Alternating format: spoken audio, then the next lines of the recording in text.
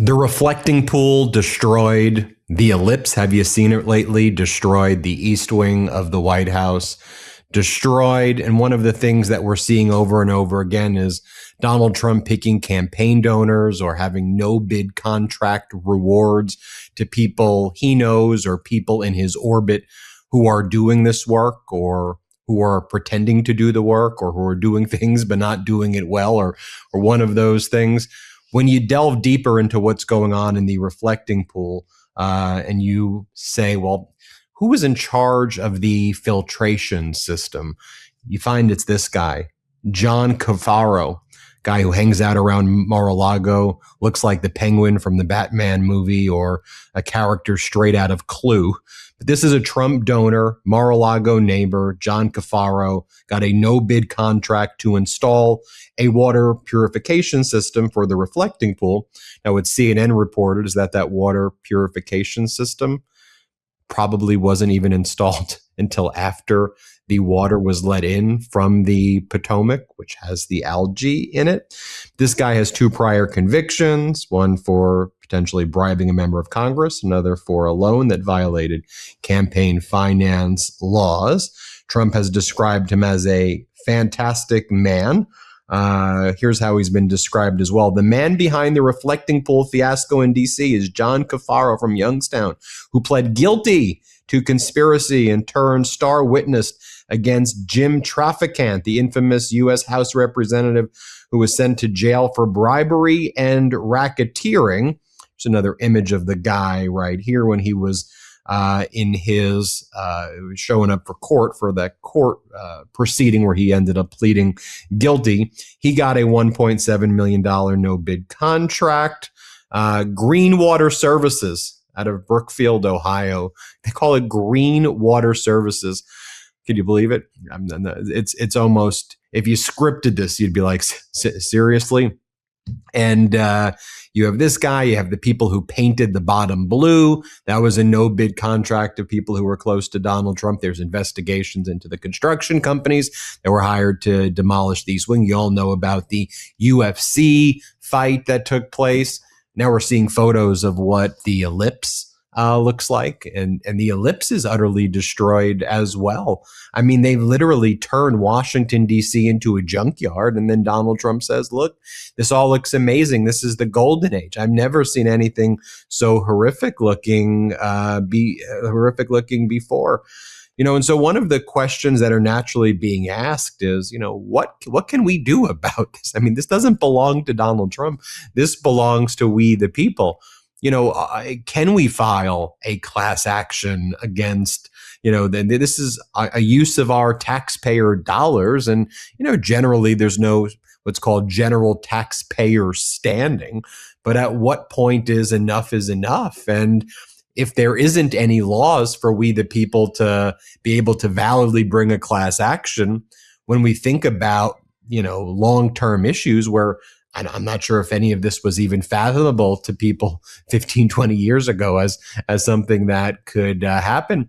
Do we need to build in laws, legislation that very clearly provides that all of this conduct is prohibited? You have to spell it out. You provide general taxpayer standing so we can file lawsuits against this stuff to block it, to investigate the people who are involved in these things. And, you know, when we talk about someone like a John Cafaro, when we talk about the people who painted the bottom blue, when we talk about these construction companies, you know, the federal government may try to hide behind various immunities, which is also notable because when Donald Trump sues his own government, it should be our government, but when he sues the government, they don't make any of these immunity claims. But I can assure you that if we were to sue the government, they'd be the first to make all these immunity claims and file motions. They ain't going to write us a check for $10 billion or do a $1.7 billion slush fund. I'll do another video about this $1.7 billion slush fund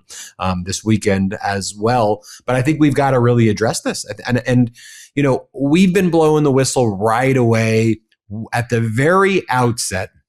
Let's bring in Harry Litman to talk about this as well. At the very outset, Harry, the moment that Trump talked about the ballroom, I made that and you made that like a major cause here. And, I'm glad that I became a full-time news person and run MeidasTouch Network, and I think to myself that I was like, if I was a lawyer and I was still practicing, would I have brought the lawsuit or could I have brought the lawsuit? Because I think it was a big miss that people didn't file these lawsuits as soon as the ballroom was being discussed, because a lot of what the DOJ is arguing now is too late. Once we do it, once we damage it, there's nothing you can do about it. And the usual toolkit that judges have in terms of issuing injunctions and irreparable harm and the type of language that you and I are used to when we teach law at law schools, it doesn't work with dictatorship. It's the people who are watching the FIFA World Cup. There's one game, which is soccer or football, which depending on where you live it, but we'll just call it soccer here in the States. And then there's another game, rugby. One doesn't apply to the other. And the problem is we're using language in our law of democracy, law and order, judges' orders apply, and the dictatorship is taking the ball and they're running with it and throwing it like that way, and the language doesn't cross over. So that's why these judges don't even have the toolkit, Harry, to deal with it, because our Constitution didn't deal with it. The laws don't deal with dictate, and it needs to, Harry. And that's why I want to tie this all in together when we talk about the ellipse, the reflecting pool. Yeah. All this stuff. Talk to us about. As we should, Ben, look, the two big themes of the Trump administration are self-dealing and lying. That's, every decision is based on self-dealing and is proffered by lies. We have them both here very clearly. Remember, Trump has said, given again and again, his assessment that things would be cheap and they'd be beautifully done. And, this is him and his guys as a flim flam man in Atlantic City bankrupting everyone before leaving town. It is what he wants to do here. And your point that this belongs to the people, it's so true. What he really purports to want to do is just completely change and uglify the entire landscape of Washington, D.C., and then leave town with the notion that it'll be a permanent testimonial to him. And your point about getting in there early to sue, that is the very plan. That was the rugby pass-off they were using. They just showed up one night. They should have gotten all these approvals, dug the hole in the ground, and then, oh, I'm sorry, there's a hole in the ground. And that's a security risk in and of itself. People did come in right away. They sued, and Judge Leon said, you're not quite there yet in terms of standing. He said that a couple times. In the meantime, the minions at the in the East Wing are just digging. And then it really is the height of chutzpah, right? To then come in and say, oh, there's a hole in the ground and it's a big security risk. And they've so far been successful at that aspect of things, except they want to get an inch and take a mile, because now the entire project, the entire gross Xanadu mausoleum testimonial to Trump has been reconfigured as something we must have and immediately for security, as if the entire thing is about keeping people secure. So every time there's any kind of episode, they come in with a new filing. Oh, security, we must build the entire friggin' ballroom in the vision of Donald Trump. Just a word again about the reflecting pool. Look, there is a reason why, and it's for the people, that almost every government contract has to be bid out. There are very delineated, narrow exceptions when you can have such a thing as a no-bid contract. Some people have alleged abuse in the military setting, but this ain't one of them. And, there's a comic aspect to this. I I think this guy, could have been in another season of The Sopranos. But that aside, this is Trump said again, oh, I'm going to make it beautiful and peacock blue or flag blue or whatever. And it's just, grotesque now, right? There's like algae and it's disgusting.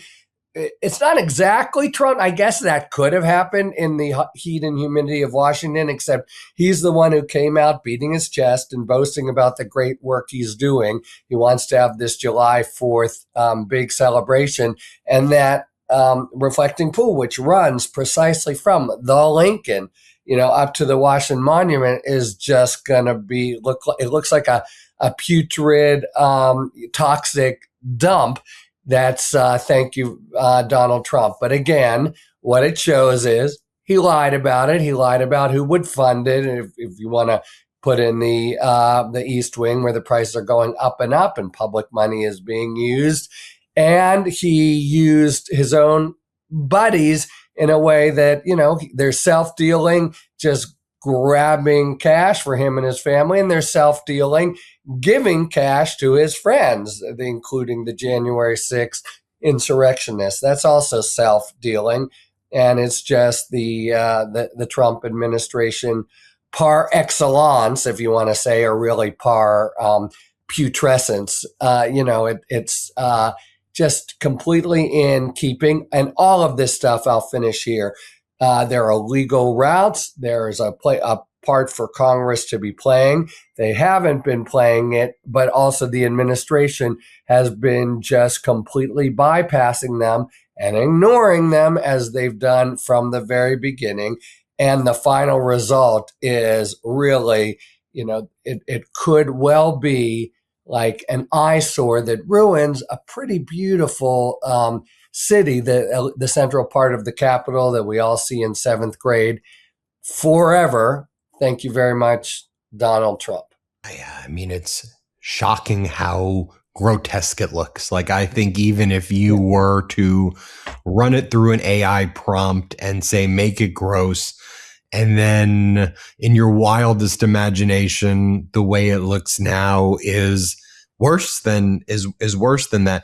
Even when they try to cover the stuff up, they do a bad job. Like, they put the hydrogen peroxide, and then that leads to another consequence. Well, then that takes away the paint. So now you have sludge and paint, and it looks like the paint, I described it as these, looks like these like mutant fish swimming around, and it's this paint all whatever. Then they wanted to cover up, there were some people who were mocking Donald Trump on the Washington Mall doing 8647, and they were putting that on the thing. And then the Trump regime wants to cover it up. But then when they covered it up, they covered up the patches in a way that when the patches got removed, you then see the 8647 even more, because that's what happens if you were going to cover it up the right way, you would cover up the whole square, not just do the outline of what the people were doing that was faint, because now you can see. So the whole thing, Harry, it just, and as we've been saying on the MeidasTouch Network, it's just a metaphor that is too on point to be true, where sometimes I'm like wondering, am I in some simulation? Is this truly the truth? Is this the Truman Show right now? And I'm just being punked, and you're all just like, you're all making the script of this simulation too obvious. I'll give you the final word. I'll just say, look, it's not exactly the most grave and horrendous aspect of his presidency. I'll go with lying all the time, self-dealing all the time. But another theme here, the dude is so low class. He is so Bush. This is why they mocked him in New York, and he could never be accepted. So what he's forcing on the country, on top of everything else, is putrid, ugly, grotesque, Trumpian, which should be a new word now in the dictionary with his picture all over it. It's just like, you go to the White House, you have a certain measure of pride. You go to Mar-a-Lago and you hold your nose and want to run in the other direction. That's what he wants to do to the nation's capital. Everybody, can you subscribe to Harry Litman's YouTube channel? It's growing like crazy right now, but I want to make sure it hits 1 million subscribers this year. Search Talking Feds, hit subscribe. Then when you watch one of Harry's videos, put in the comments that Ben says hello, just so Harry and his team can see it. And then also That's you can been subscribe happening, actually. Thanks to all you Midas Mighty out there. Everybody hit subscribe here. Let's get to 7 million subscribers here. Want to stay plugged in? Become a subscriber to our Substack at MeidasPlus.com. You'll get daily recaps from Ron Filipkowski, ad-free episodes of our podcast, and more exclusive content only available at MeidasPlus.com.